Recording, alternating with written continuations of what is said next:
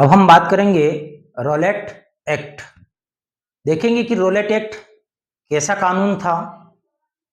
तो आइए देखते हैं रोलेट एक्ट क्या था।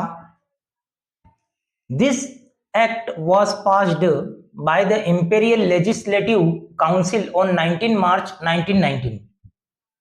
19 मार्च 1919 को इंपेरियल लेजिस्लेटिव काउंसिल द्वारा यानी इंग्लैंड द्वारा ये एक कानून पास किया गया था।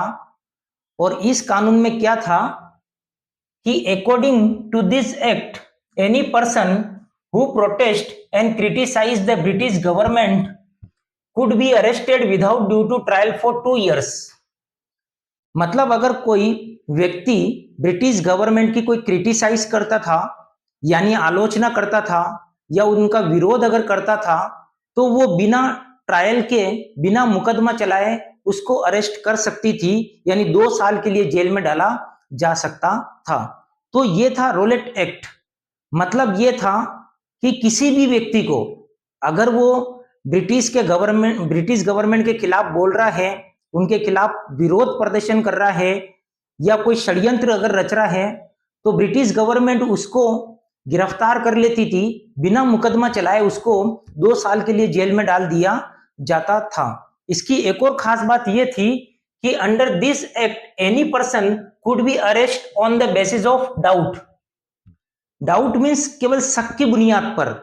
अंग्रेजों को अगर ये लगता था कि ये व्यक्ति उनके लिए कोई षड्यंत्र रच रहा है, कोई साजिश रच रहा है, कोई गेम खेल रहा है, तो अंग्रेज लोग केवल डाउट की बेस पर ही उस व्यक्ति को गिरफ्तार कर लेते थे।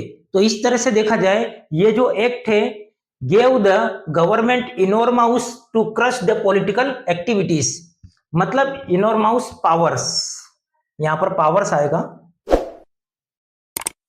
मतलब ये एक ऐसा कानून था जो अंग्रेजों ने बनाया था, जो पॉलिटिकल एक्टिविटीज जो इंडियंस करते थे अंग्रेजों के खिलाफ, जो पॉलिटिकल एक्टिविटीज अपनाई जाती थी उनके विरुद्ध उनके खिलाफ, तो अंग्रेजों ने उसको क्रश करने के लिए, उनको दबाने के लिए ही ये एक कानून पास किया था।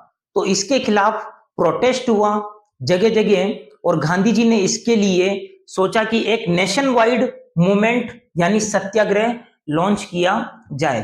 तो गांधी जी ने नेशन वाइड सत्याग्रह लॉन्च किया और जगह जगह rallies were organised in various places. जगह जगह रैलियां निकाली गई।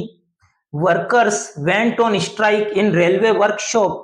और जो वर्कशॉप में काम करते थे, रेलवे वर्कशॉप में काम करते थे, वो वर्कर्स स्ट्राइक पर चले गए। शॉप्स वर क्लोज्ड, दुकानें बंद कर दी गई।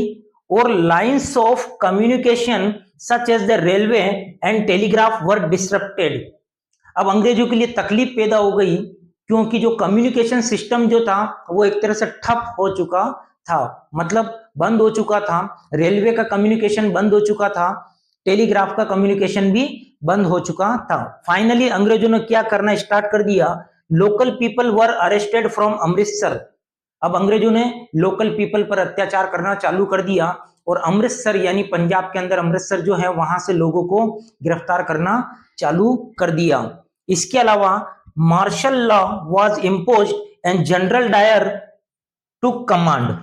और पूरे अमृतसर के अंदर मार्शल लॉ लगा दिया गया यानी सेना का शासन लगा दिया गया और इस पूरे शासन की भागदौड़ कमांड जो थी वो जनरल डायर के हाथों में सौंप दी गई। तो इस तरह से ये था रोलेट सत्याग्रह और उसका प्रोटेस्ट।